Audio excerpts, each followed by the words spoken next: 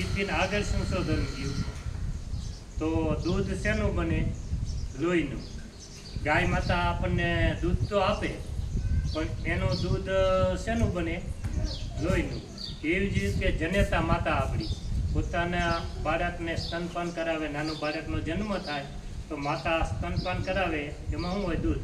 તો એ શેનું બને છે દૂધ? લોહીનું. તો એમાંથી તો ઝેર જમીન પૂરતું સીમિત નથી. બેન, તમે તો બેઠા છો, આપણે તમારે ચર્ચા કરી. જમીન પૂરતું ઝેર હવે નથી થયું.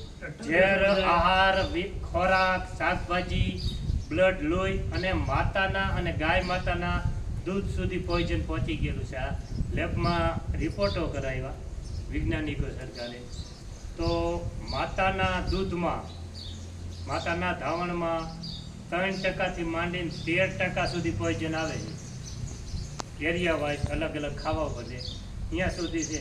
હવે જે બાળક જન્મું અને માતા પોતે સ્તનપાન કરાવે તો બાળક સ્તનપાન કરે એના દૂધમાં જ એના શરીરમાં પોઈઝન પહોંચી ગયું છે. આટલે સુધી ગંભીર પરિસ્થિતિ છે. કેન્સરનો વ્યાપ એટલો બધો વધી ગયો છે. વિદેશના WHO ના બધાના રિપોર્ટ આવ્યા કે આ જ પ્રકારે જો ચાલુ રહ્યું ઝેર, કેમિકલ ખેતીમાં વપરાશમાં, તો આવનાર 30 વર્ષ પછી ભારતમાં 70% કેન્સર છે. 70% સુધી એટલી ચેતવણી આપી છે. એટલે સરકારની જાગૃતતા આવી છે અને આવા અભિયાન ઉપાડ્યા. આખું નવું બોર્ડ આપણું બન્યું, ગુજરાતી પ્રાકૃતિક કૃષિ વિકાસ બોર્ડ બન્યું. ભારતમાં પહેલી જ પ્રાકૃતિક યુનિવર્સિટી હાલોલ પાસે બની. આપણે યુનિવર્સિટી, પ્રાકૃતિક યુનિવર્સિટી પહેલી જ બની છે આપણી. એના વાઇસ ચાન્સલર છે CK ટીમ્બડિયા. સારા અમે બધા પરિચિતમાં છીએ, હું આ કામ કરું એટલે. એમાં આખું સંશોધન યુનિવર્સિટી આખી પ્રાકૃતિક બનાવી. એટલે આ બધી વાત થઈ સંશોધનની.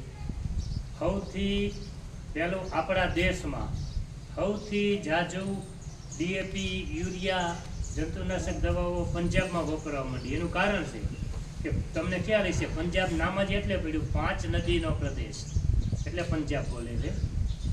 તો એને જાજુ હોય તો અહીંયા કણે અત્યારે કેન્સરના દર્દીઓ સૌથી જાજા હતા.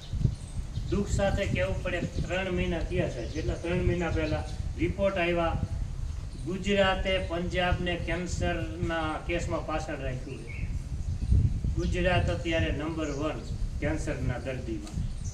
એટલે આ ખૂબ જાગૃતતાની જરૂર છે. જન જાગૃતિ આખું અભિયાન છે. ઝેર મુક્ત ખોરાક, ઝેર મુક્ત ધરતી માતા ઝેર મુક્ત થાય છે તો જ ઝેર મુક્ત આહાર બનવાનો છે. એટલે એનું આખું જનજાગૃતિનું અભિયાન છે.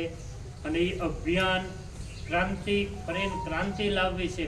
ધરતી માતાને ઝેર મુક્ત કરવી છે. એની એક ક્રાંતિકારી એનો એક હું આજનો સૈનિક છું. અને અમારા અધ્યક્ષ એ અમારા સેનાપતિ આચાર્ય દેવવ્રતજી રાજ્યપાલ સાહેબ, જે રાજ્યપાલ સાહેબને હું નિકટથી ઓળખું છું. અમારી મિટિંગ આવતીકાલે જ અમારી મિટિંગ છે ગાંધીનગર.